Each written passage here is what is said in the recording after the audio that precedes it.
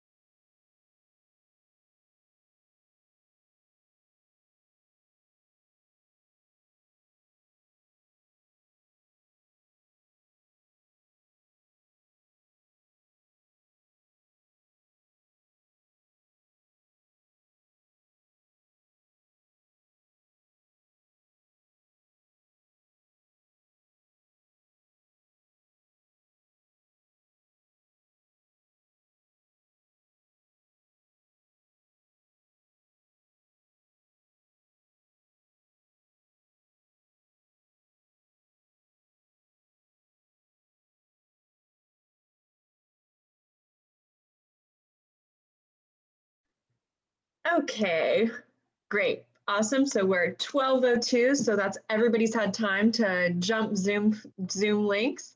So hi, I'm Alexi. I am a second year MSW student here at the Brown School and a student ambassador in the Office of Admissions and Recruitment. And we are so excited to have you guys with us for our current student panel. In a second, I'm going to get into who our panelists are and some of my colleagues here as well. But before I do, I want to go ahead and give you guys the opportunity to start dropping your questions in the chat. We'll get to as many of them as we can. So if you have questions about life at the Brown School, we've got a great panel. We're going to be following that chat for the whole next 45 minutes, hour, whatever. So get going on questions, and we're excited. So, as I said, I'm a student ambassador. Two of my colleagues are here. They're going to help monitor the chat, answer any direct questions, and provide resources, as well as maybe answer some questions. So I'm going to go ahead and start with them. Hugh and Deja, will y'all introduce yourselves, tell us obviously your name, pronouns, program, and where you are right now? Sure. My name is Q. I use pronouns he, him. And I'm a second year MPH student specializing in epidemiology and biostatistics. I'm also a student ambassador at the Office of Admission and Recruitment, and also the co-chair for MPH in the Student Coordinating Council. Where I am now in Riyadh, Saudi Arabia, but will be moving back tomorrow morning to St. Louis. Deja is next, I think. Yep. Hi, everyone. My name is Deja. My pronouns are she, her, hers, and I'm a first-year dual MSW MPH student at the Brown School. I'm also a student ambassador in the Office of Admissions and Recruitment. Really excited to see you all today. Thanks, you guys. Okay, so we also have 4 other members, other current students who have kindly given us their lunch hour, and they are going to be acting as our primary student panel. So for you all, would you introduce yourselves, tell us your name, pronouns, the program you're part of, your hometown, and whether you're hybrid or all online this semester. Let's go Julia and then Portia. Hi, my name is Julia. I go by Jules. I use she, they pronouns. Currently a second year MPH student specializing in epidemiology and biostatistics.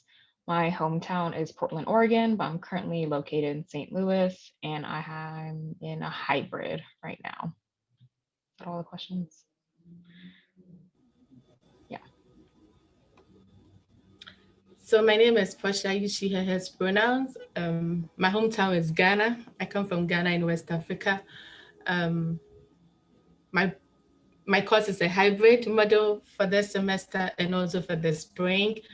I'm also the MSW co-chair of the Brown School Students Coordinating Council. I'm currently in St. Louis. Cass and then Nate. Hey everybody, my name is Cass. I am a second year MPH student, just doing the generalist specialization. My pronouns are she, her, hers, and I'm from Fayetteville, Arkansas, and currently residing in St. Louis. What's going on, y'all? Nate Oatis. I use he, him pronouns. I'm a St. Louis native. I'm a second year MSW specializing in mental health.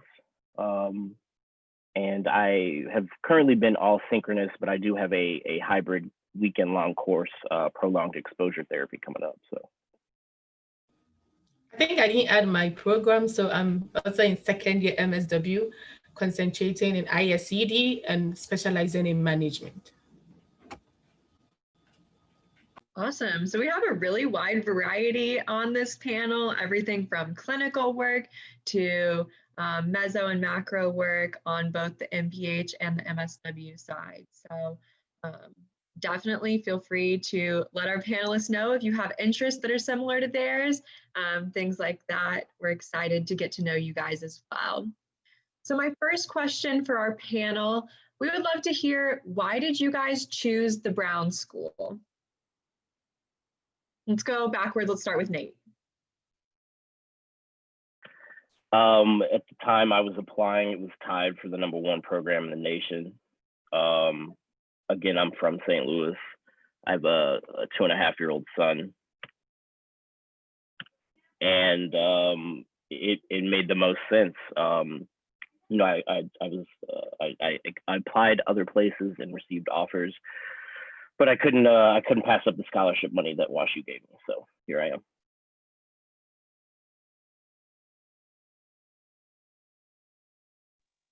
Great, thank you. Cass, what about you? So I was an undergrad student at WashU, and by the end of my junior year, I was able to finish my major requirements. So I kind of had a year left to think about, okay, should I maybe just do some elections senior year, think about grad school, whatever. And the Brown School had the 3-2 program. So I studied environmental sciences and other health sciences in undergrad. So I knew that public health would kind of be a good like feeder into a really broad and applicable field for graduate work. So I applied for the 3-2 program as a junior, got in as a senior. And yeah, it's been great so far. Awesome. Well, we're so glad you stayed at WashU and joined us at the Brown School.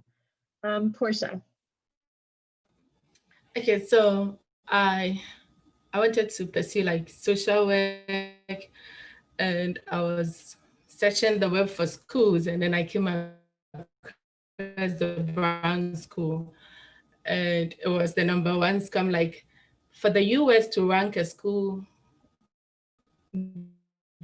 this high, meaning it is doing something really good. So I took an interest, and then I read more about the concentration and what was side of the US to, for their concentration. And that's how come I chose the Brown School. Awesome. Thank you for sharing. Julia, last but certainly not least. Definitely the scholarship package. I wouldn't have came here if they didn't offer that at all. Also, when I was at the Mid Students Weekend, when I asked all my questions, the professors weren't scared. They were very honest as well. And it was just like really good vibes on campus. It was really gorgeous. So I felt like it was really nice. But the biggest factor was the scholarship, the housing costs, and the cost of food.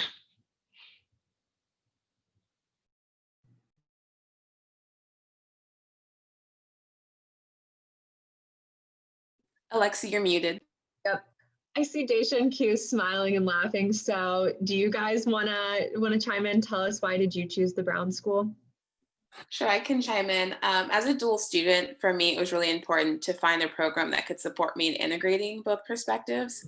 And in most programs, you're across 2 different universities, or like you're split into different schools, and it's like you're isolated for each year.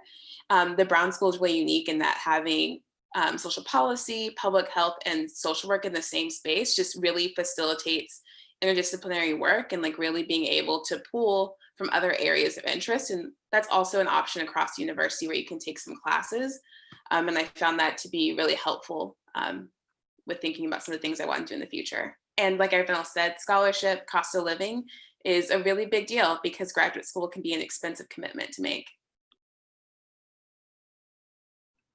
Yeah, for me, yeah, it was kind of similar. I think when I was looking at the programs, I applied to many places, but I was looking for somewhere where we can do social work with public health. And in Brown School, you see that integration between the two programs. If you're really interested in working with the community, you're allowed to do that, and you have access to it. The second thing was probably the scholarship too, as Nate and everyone else said. WashU is known to really support the students in terms of scholarship, and that was really a key reason for me to come. Yeah. One thing I forgot. And the city is afford. Go ahead. One thing I forgot to point out that's also really important is just like the faculty. They're very personable. Even before I had applied, like I emailed some of them and they were willing to chat with me and talk about my interests and their experience. And that's not something that necessarily happens at all schools. So the people here are also a big part of coming to the Brown School. I think yeah, I think one of the reasons to inclusivity, I think a major problem or fear that I had back then is worrying as an international student whether it will be safe to move to the US with the current elections happening and all. So that was a big factor. And I remember getting this email with all the religious holidays that they have and all the events for the summer. And that was like a key factor for me saying, oh, okay, this place is really inclusive of everyone in a sense.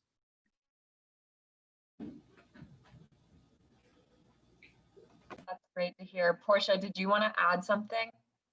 I just wanted to answer one of the questions, but go for it. Whatever you choose. Yeah. Okay.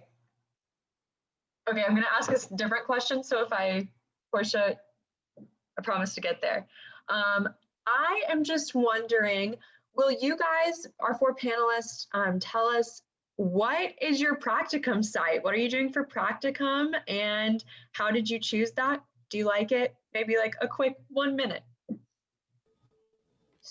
Okay, so my foundation practicum was with iChat, a research center at the Brown School, which I've transitioned into a study coordinator at the center. But currently I'm having my practicum with International Institute of St. Louis that works with refugees and immigrants. So with my program, I want to do macro work, not clinical social work. So I'm looking at organizations that to do like macro work, policy, advocacy, helping a large group of people and not a one-on-one. So that's how come I chose the International Institute, to get to know how they work and support refugees and immigrants in the St. Louis region. So my passion is particularly working with young Black boys to improve their outcomes. We know that when we engage in risky behaviors, the probability of negative outcomes is increased. So as a mental health professional, I'm looking at the cultural adaptability of modalities like cognitive behavioral therapy, dialectical behavioral therapy, prolonged exposure therapy, and of the like. So my practicum currently is with the Archdiocese for St. Louis Counseling. Traditionally, they were working only with Catholic schools in the St. Louis area, but they now have a caseload with some St. Louis public schools. So I'm working at Yateman Liddell Middle School in North City, St. Louis. And it's been a very, very helpful process and experience.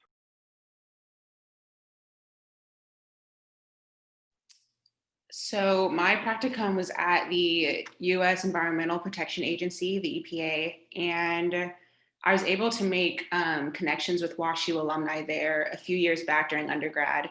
And my passion is definitely environmental policy and environmental health, more positive outcomes in all American communities, not just those who are privileged. So yeah, it's been a really, really good experience. And I'm still actually interning for them through the fall because they just offered after the summer was over.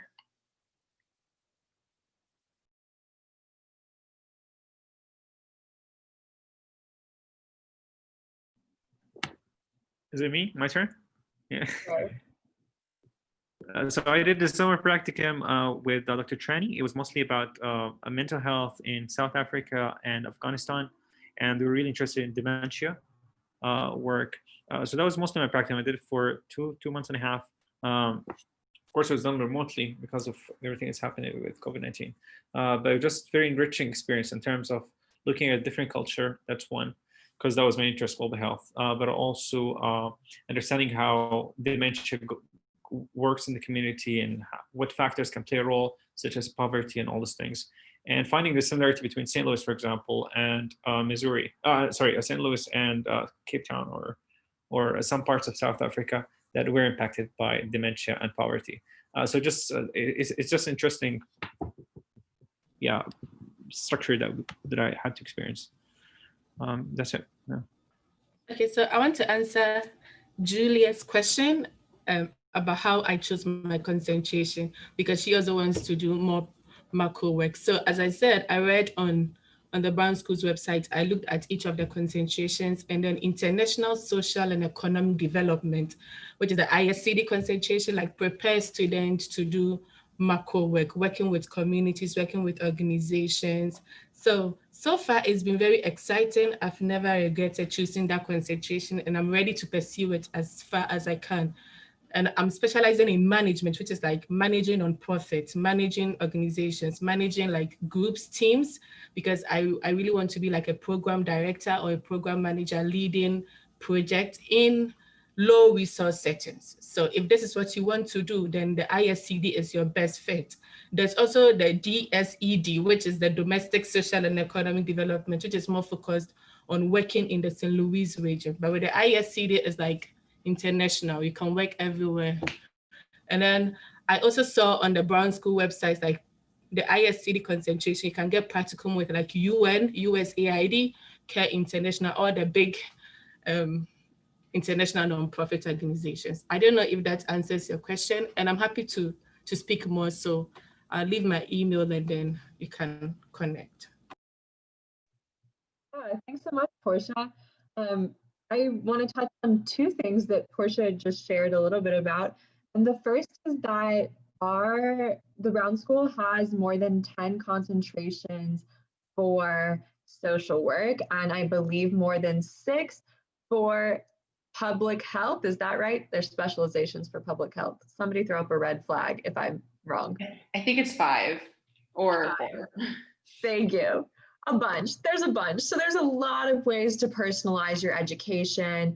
You can do an individualized concentration on the social work side. So tons of options, tons of different ways that you can tailor your education to what you want.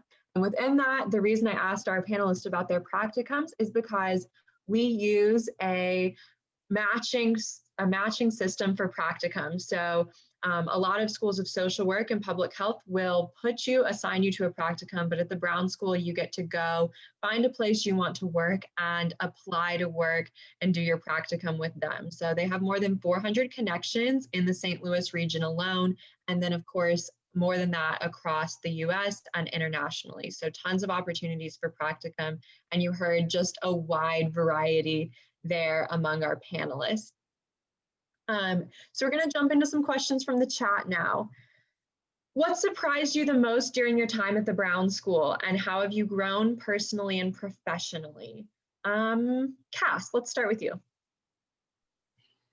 So what surprised me, definitely during my first year, still my second year, but I remember being very stressed and kind of dreading this whole new thing called grad school that I was about to dive into. I thought it was going to be super, super, super hard, to the point where it was like impossible. And I just was kind of having all these negative feelings about it.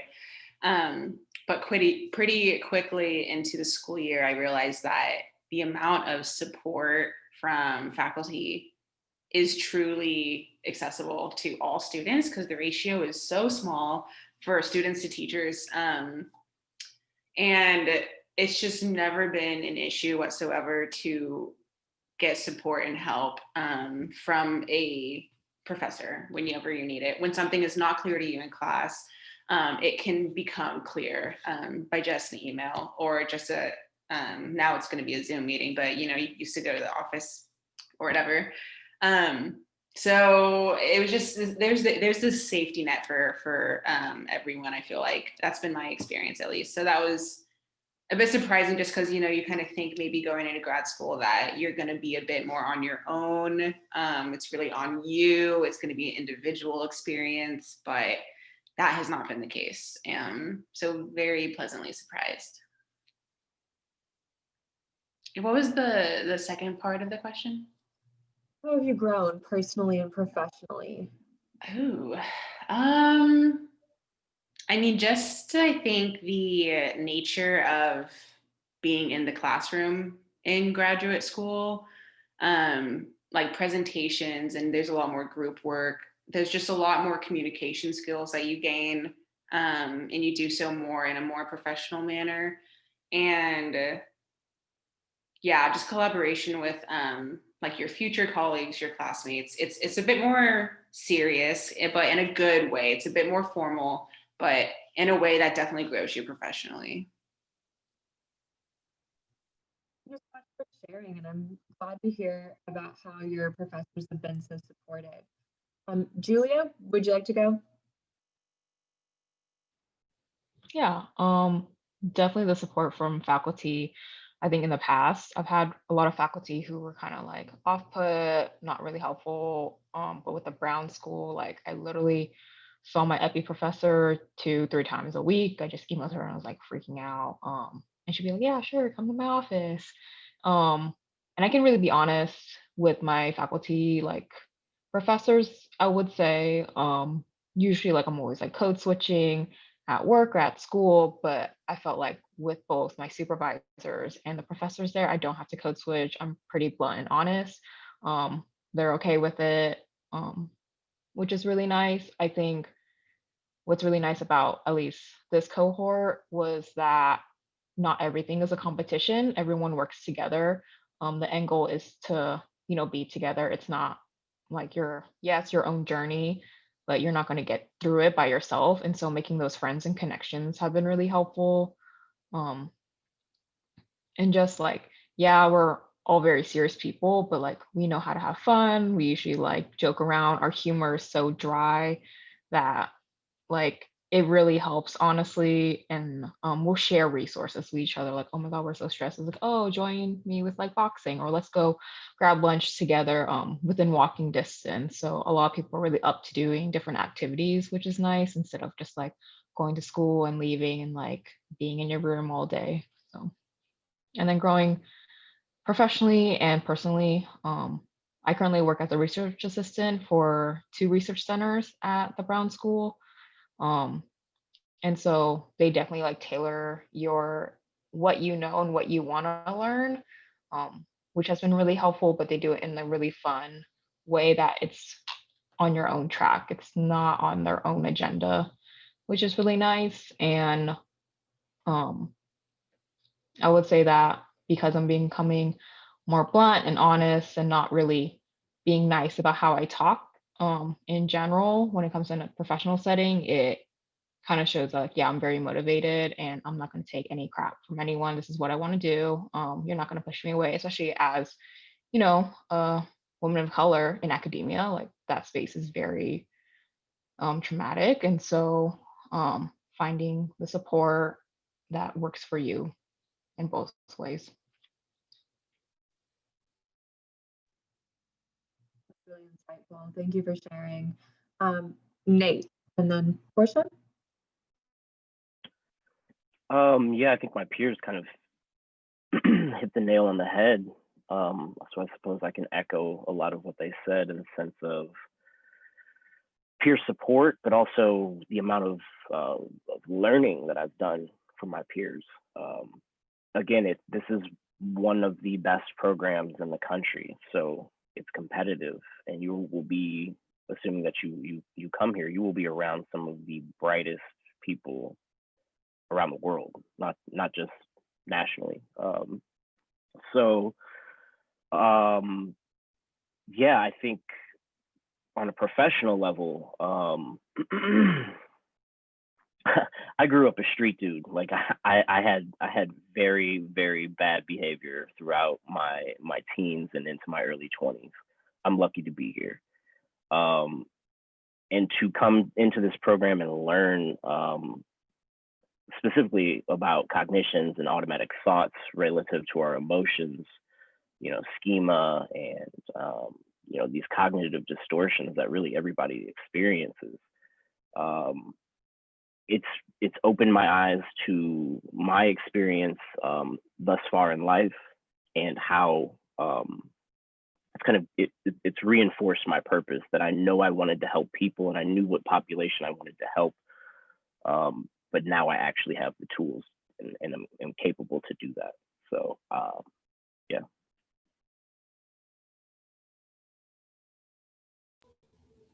Okay, so I actually arrived to the Brown School late. I missed like my first 2 weeks of classes. So when I came, I was so overwhelmed, and then I even missed, my first class for Monday or something. I was so overwhelmed. I'm like, how am I going to fit in? Because I feel like I've missed a lot, but the staff and the faculty have been very supportive. To add to all that my colleagues have shared, they've been so supportive. And also being like an international student, I feel like I'm in the minority, but it's surprising how even our classmates, our colleagues are very supportive. If there's any federal policy that is going to impact us, they are ready to even switch their classes. Like Nate, it's like, I'm giving up my class to any international student to make them stay. So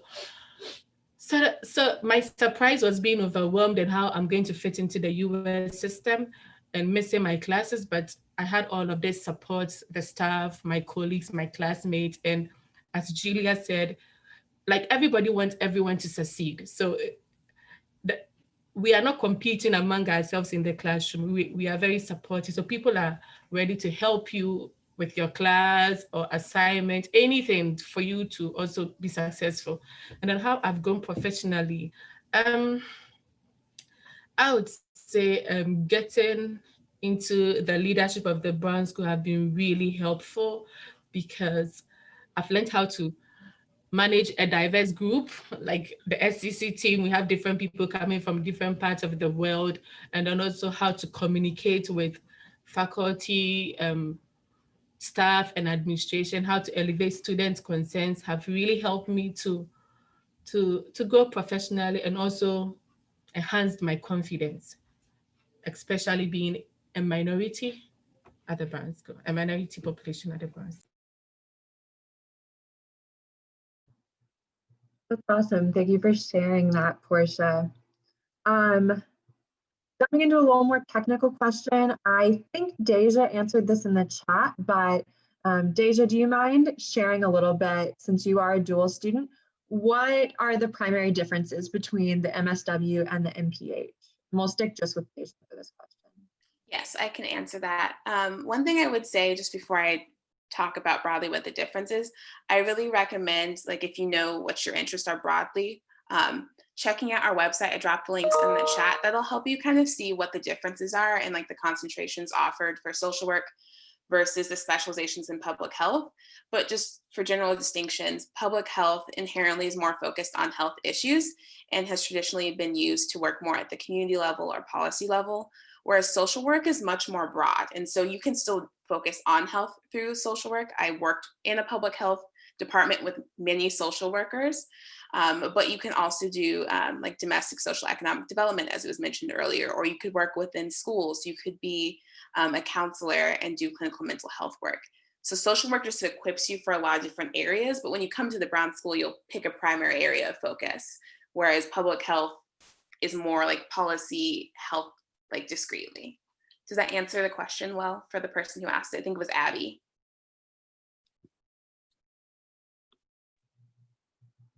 A head nod. So yeah, I saw the thumbs up. okay, great. So gonna move right along. Anybody, everybody, just a few of you, whatever you guys want to do. What's something you wish you had known before coming to the Brown School?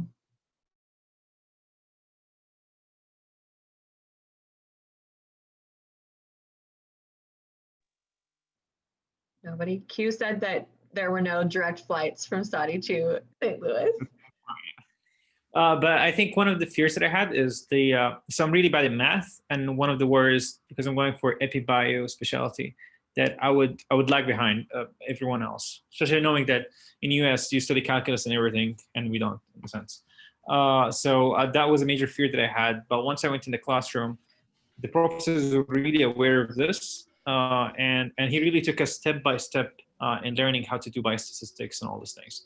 Similarly, we have, I think my colleagues doing, I don't know if you guys said this, the communication lab we have in Stat Lab. So Stat Lab basically where you have a TA, a graduate student, usually they're available for you. You can schedule time with them, and they will walk you through basically your project. And I wish I knew this before coming, because it really would have eased some of the stress that I had.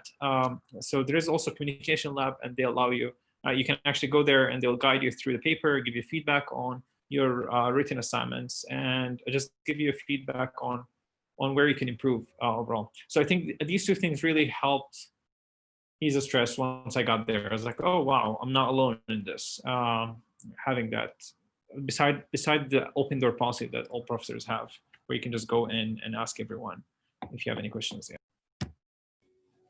I think I have the same experience with Kyo. I mean, concerning writing, because I'm from Ghana, I'm not from the US, and because I arrived late, I missed orientation. So I missed like basic writing, the required writing format for the Brown School. So my first assignment was in the format that I'm used to already. So if I had known, I would have used the Brown School's required format. And then the second thing was, even though I got a really good scholarship from the Brown School, there's one other scholarship that people from my college in Ghana are on at the Brown School that I didn't know, which was a really good scholarship too.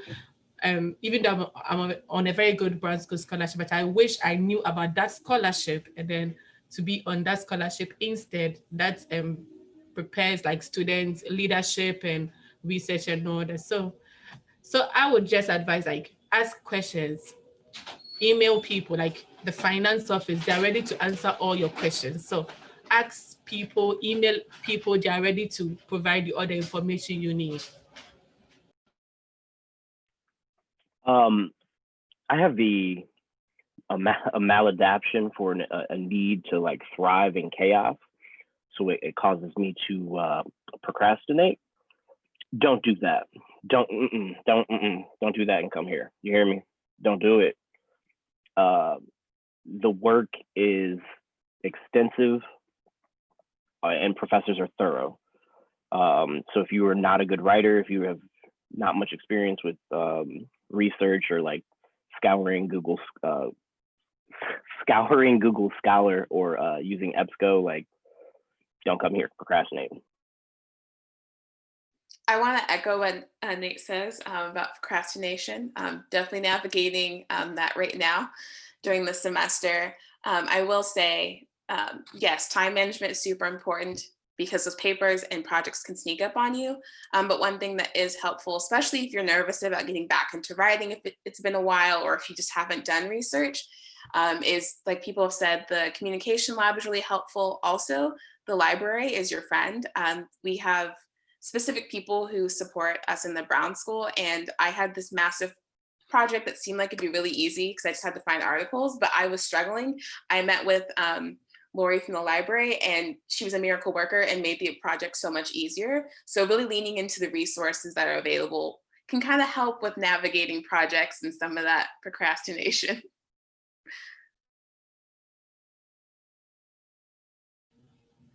I think there's a question directed at Julia, but I would also like to speak to that because I'm a research assistant at ICHAD. So a lot of the Brown School has a number of research centers that research specific topics. So with ICHAD, I was interested in what they are doing because they are doing most of their works and research in sub-Saharan Africa. So I just walk into the office of one of the directors. That can happen now, but you can still send them an email to meet with you over Zoom. And then I told her what my interest was, and she was like, okay, we are ready to have you be with us as a research assistant. So we have a number of these centers. You can reach out to them, and then they'll let you know if they have any research assistant position opened, and then you can apply to it. And also professors also hire students. So professors, not all of them have research centers or are working with a research center, but they hire people to work with them on their projects. So you can also reach out to them. Yeah, that was pretty much my similar experience. I saw the job postings on Simplicity. That is so hard to navigate, by the way. If you are struggling, like, that's normal. So I pretty much applied over the summer before I came. I interviewed.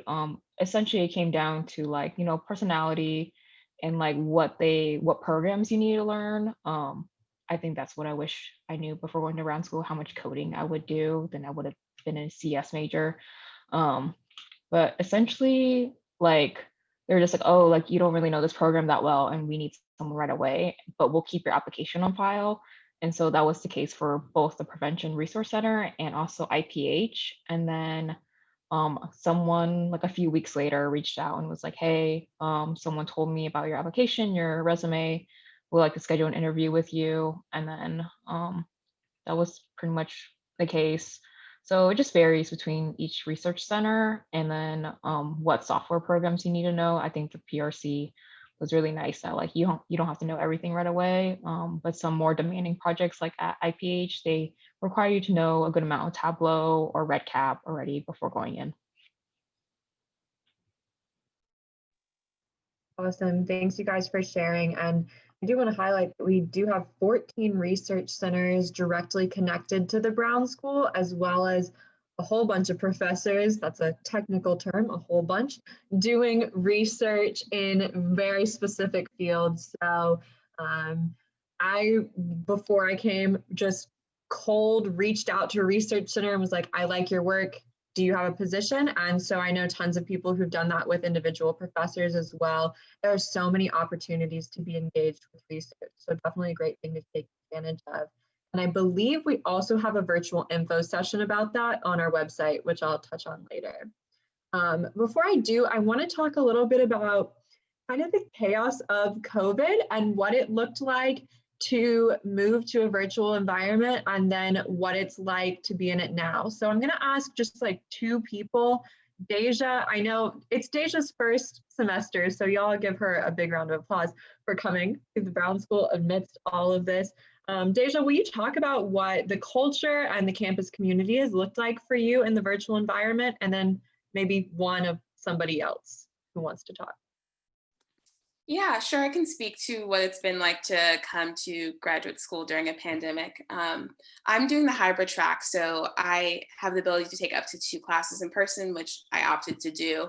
And so for me, it's been nice to have that experience of coming on campus. We have to wear masks, we're socially distanced, and so like there's spots that mark where our desks have to stay.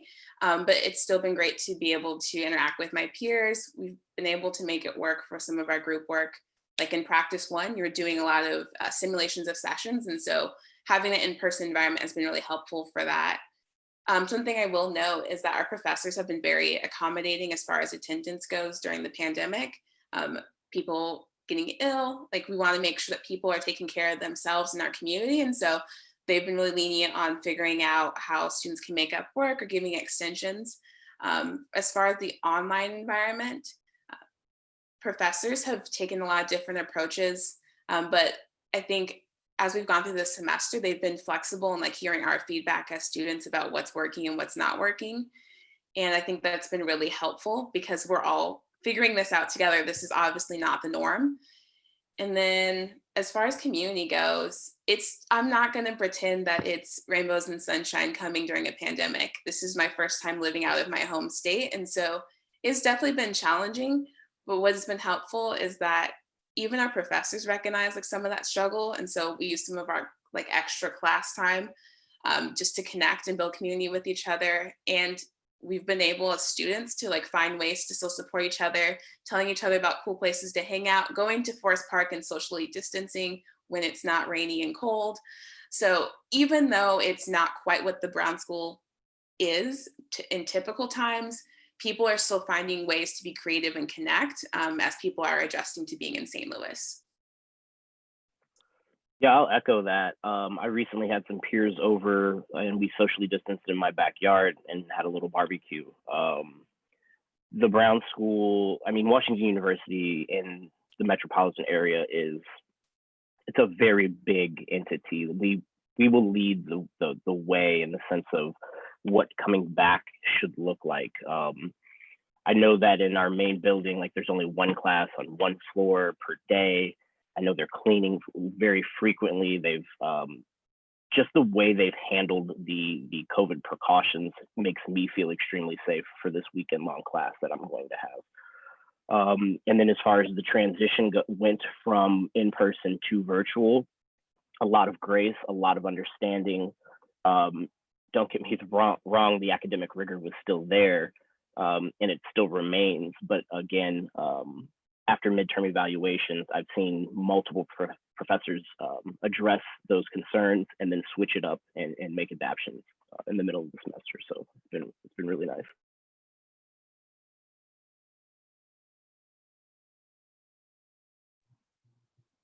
Anybody else want to add anything before I move on?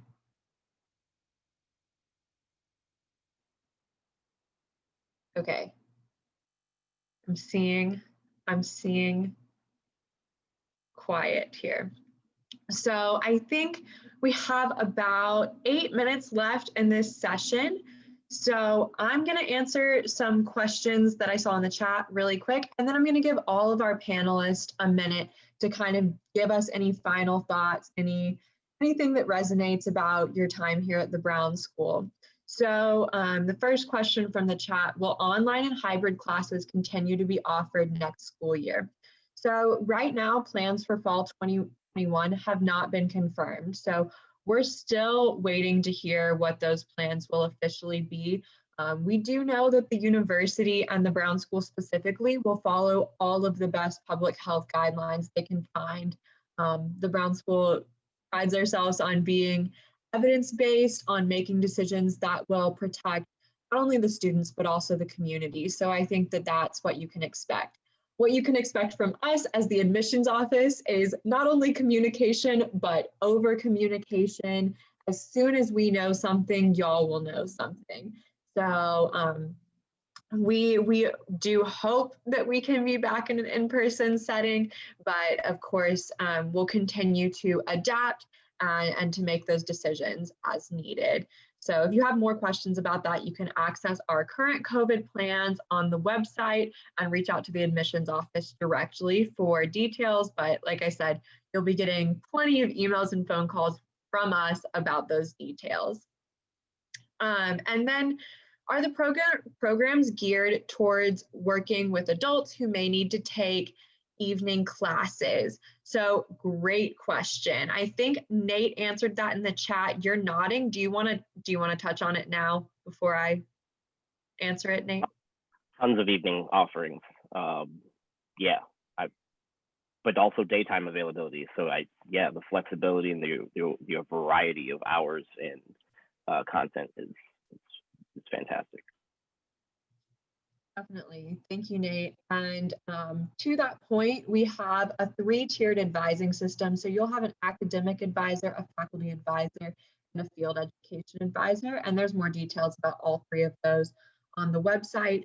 But you can work with your academic advisor and with our Dean of Students, Danielle Bristow, to kind of figure out if this could be a good fit for you and what your individual needs are. I know if you're in the earlier session, Danielle was talking about how educational equity and equity within the Brown School means working with every student to figure out what they need to be successful. So definitely conversations we would love to have with you. Please send us an email. And last, but certainly not least, I saw a request for application tips, and I know you heard back from Q and from Nate a little bit, but I want to emphasize that we do utilize a holistic review process. So that means that everything you turn in with your application will be reviewed at once, all part of a comprehensive story. So our applications committee is really looking to see what makes you you. What are you passionate about? Where do your strengths lie? And they're looking for your successes. So We just wrapped up a virtual info session about that. I think Sarah put the link to that in the chat as well. So all sorts of links. It's a link party. Enjoy. That's there. It's about 45 minutes. We talk through our very specific tips, talk through every single piece of the application, what you can do to stand out. There's also a few different blogs on our website under student blog about the holistic review process. So tons and tons of resources. And a final plug from me that we as student ambassadors are always here wanting to chat with you guys. You will hear from us probably more than you ever wanted to. So we're happy to walk through specific questions about the application process or about our experiences at the Brown School over the next few months. We've got 4 minutes left. So each of our panelists, can you give us kind of your recap of one thing we didn't touch on that you either love about the Brown School or that you just want to share with our prospective students? We'll start with Cass. All right, so I will say that if you are sort of in the area of maybe being undecided on like a specialization or concentration, that is so okay, because you in your first semester, you will absolutely start attaching yourself to all these different interests and different classes that, I mean, I can't imagine taking classes at the Brown School and then hearing from the professors and their research and not being like really inspired or really just kind of something sparking for you. So I would say if you're coming in a little bit like that, a little undecided, that's totally fine. And just keep it open, stay open-minded and stay positive. And professors are always down to talk to you about anything that interests you from anything they talk about in class.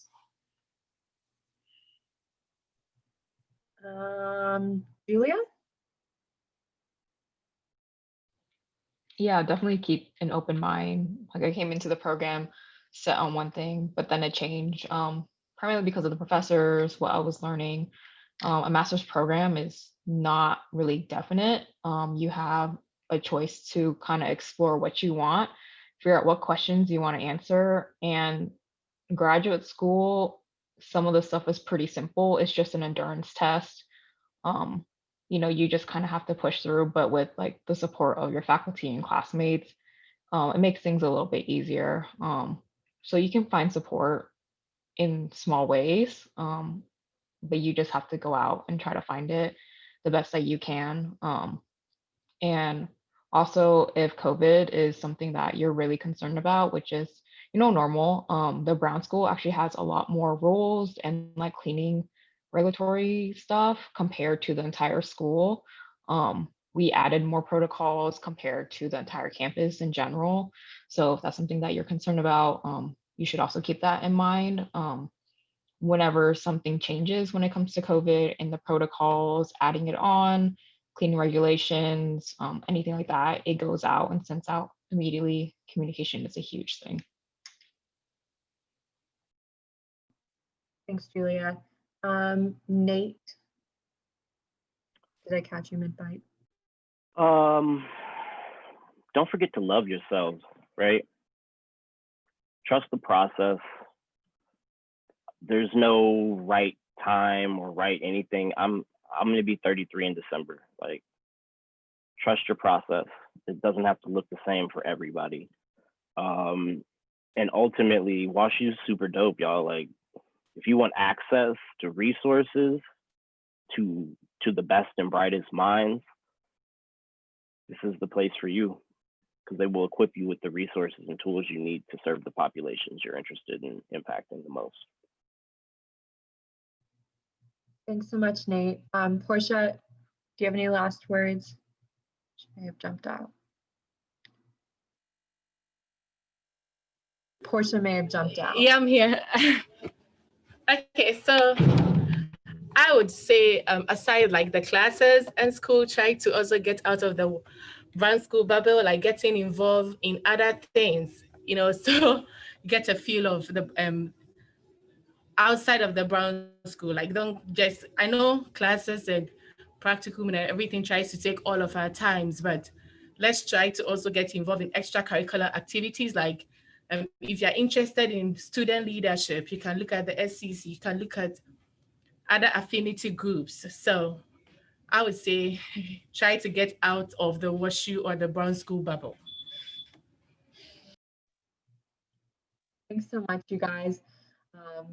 That is our time. So I want to thank you guys, the audience, for asking great questions and for joining us. It is such a joy for us to see you guys, even virtually. And we hope that we'll be able to connect with you guys. Hit us up for virtual visits, hit us up for virtual coffee. We're excited to chat more. And a huge thank you to the panel for giving us your lunch time. You guys were amazing. Good luck with the rest of your semesters.